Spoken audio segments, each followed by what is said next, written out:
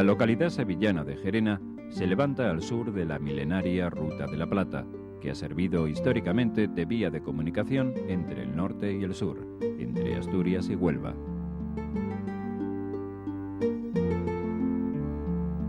En la entrada de la villa se levanta el popular monumento al cantero, que representa una parte de su historia.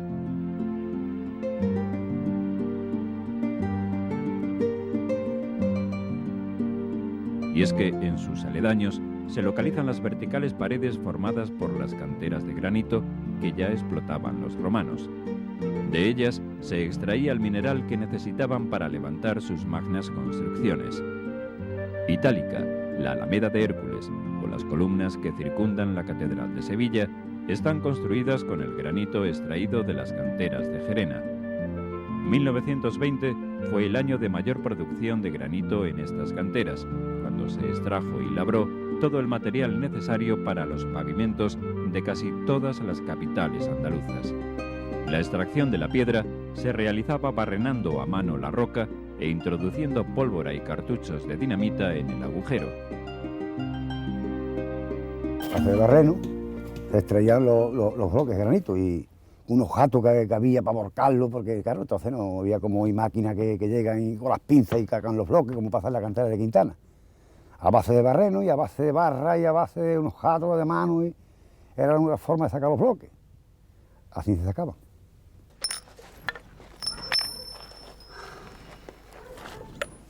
La explosión fragmentaba la roca en grandes bloques, que después eran desplazados hasta una explanada, empujando con las barras para labrarlos al pie de la cantera. En la actualidad, las máquinas de movimiento de tierras y los compresores ahorran un gran esfuerzo en la tarea de extracción del granito.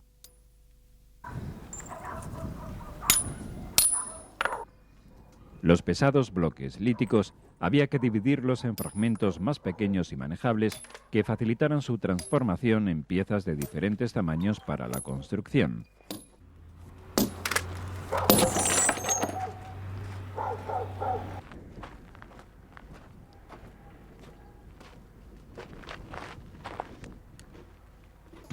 Bueno, esto es normalmente, las canteras estas venimos elaborando adoquines, bordillos, tablillas, tacos, en fin, todo lo que se utiliza para las calles, para los adoquinados, y también se hacen peldaños de escalones. Además de modelar materiales para el pavimento, con el granito de la cantera de Gerena se tallaban las piedras cónicas que se necesitaban para molturar las olivas en los molinos de aceite.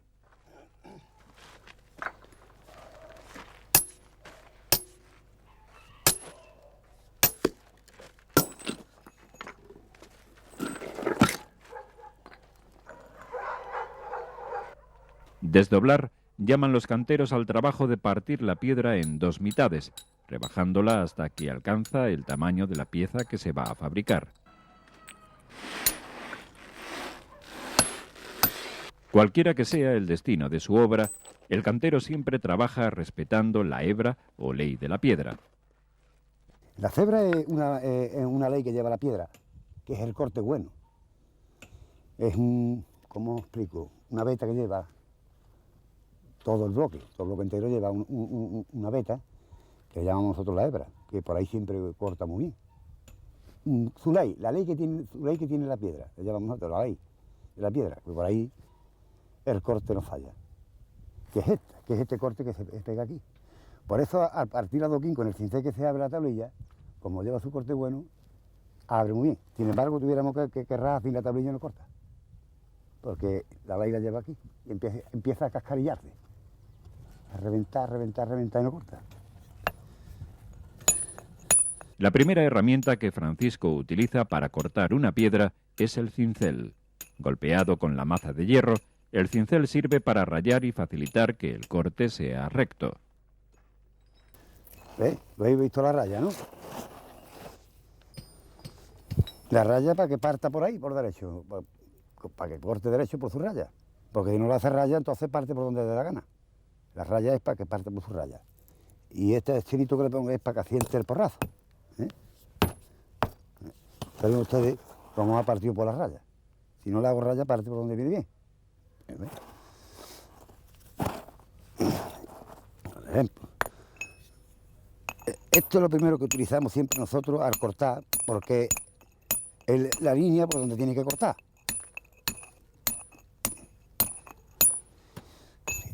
Y ahora utilizamos el primer puntero, que es para iniciar, nosotros le llamamos esto el pincho. ¿Se está enterando bien? Ahora cogemos otro, que le llamamos el gordo, que es el que va abriendo ya, dándole la forma al pincho. El pincho tiene que ser siempre a estilo cuña entre largo, para que corte, si es redondo no sabe por dónde va a cortar. Tiene que ser siempre entre largo.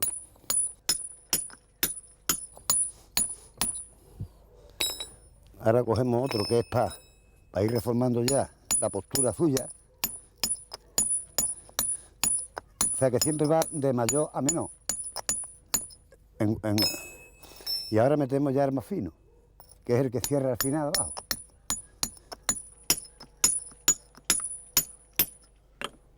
Y ahora metemos el más chico ya, porque este es un poquito más gordo, y al entrar hace presión.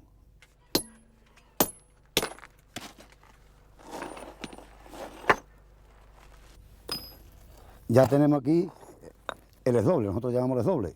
Volvemos a rayar. Siempre vamos cogiendo ya la medida de 10, 9, 10, para que salga el adoquín casi todo con su medida. Puede variar un medio centímetro, un centímetro.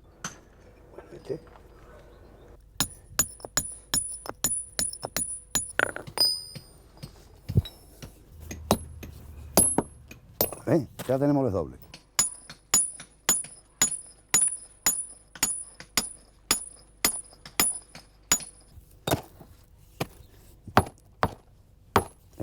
Ya tenemos aquí el adoquín. Que claro, hay adoquín que es más grueso, entonces cuando es más grueso, lo abrimos con el cincel y sacamos la tablilla. Del adoquín partido por la mitad se obtiene la tablilla, y la tablilla, dividida en dos, nos da los tacos que se utilizan en el suelo de los patios.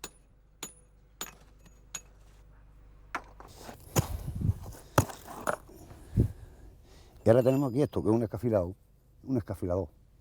Es que cuando hay descuadre, para cuadrarlo, quitarle lo que le sobra, ¿entendés? Quitarle lo que le sobra. Ya le hemos quitado el pico que tenía. Ya está totalmente derecho. ¿Ves? Francisco se inició en la cantería desde muy joven, lo que le ha dado cierto grado de experiencia en el arte de trabajar la piedra. Esto requiere muchos años para aprenderlo.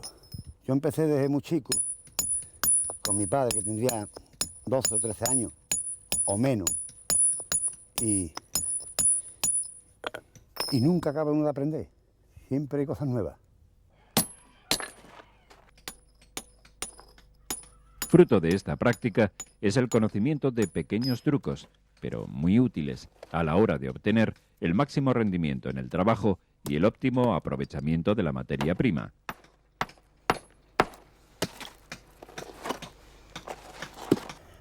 El motivo de ponerla, porque el granito veréis ustedes que tiene bulto. Es para que la masa, cuando le demos, asiente el porrazo. Si no asienta el porrazo, no parte.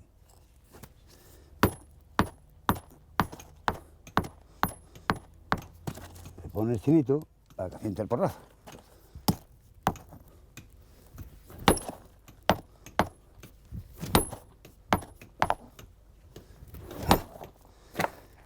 Y ya hemos llegado al adoquín, normal. El uso continuado de las herramientas acaba desgastando las puntas de acero, por lo que hay que afilarlas y darles el temple. El cierre de las herrerías de Gerena obligó a Francisco a aprender también el trabajo del herrero, para dejar los útiles a punto para el trabajo. Antiguamente, claro, había dos fraguas en el pueblo, donde normalmente aquí en Gerena había por lo menos 200 canteros trabajando. Casi el 75% del pueblo vivía de la cantera. Y había dos canteras, dos fraguas. Y en todos los canteros iban a llevar sus herramientas cada uno a la fragua que estaba apuntado. Había muy poco, había a lo mejor 2 o 3 familias que tenían fraguas particulares, pero ya últimamente todo el mundo tiene su fragua. Aunque hoy, por desgracia, ya están de más, porque lo que hemos quedado son 2 o 3 canteros en el pueblo y ojalá hubieran seguido trabajando todos, pero no puede ser, la cantera ha dado decadencia, está en muy malas condiciones y es imposible.